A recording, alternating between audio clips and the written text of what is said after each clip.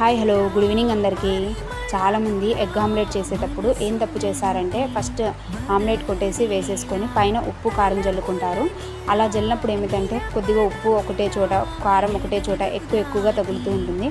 అలా కాకుండా ఆమ్లెట్ మొత్తం స్ప్రెడ్ కావాలి, ఆమ్లెట్ అంతా మనకి ఉప్పు కారం ఒకటేలాగా ఉండాలి అంటే ఇలా ఒక్కసారి ట్రై చేయండి. ఒక చిన్న గిన్నెలో మనము ఫస్టే కొద్దిగా ఉప్పు, పసుపు, కారం 3 వేసుకొని కొద్దిగా వాటర్ వేసుకొని కలిపేసుకున్నామంటే అది మొత్తం ఆమ్లెట్ మొత్తానికి స్ప్రెడ్ అవుతుంది.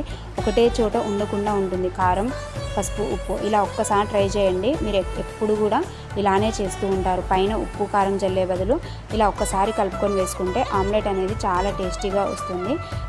ఎక్కడంటే అక్కడ ఉప్పు కారం తగలకుండా మొత్తంగా స్ప్రెడ్ అవుతూ ఉంటుంది. Please like, share and subscribe to Arshi Alisha channel. Thank you. ఫ్లఫీగా కూడా వస్తుంది ఆమ్లెట్ అనేది.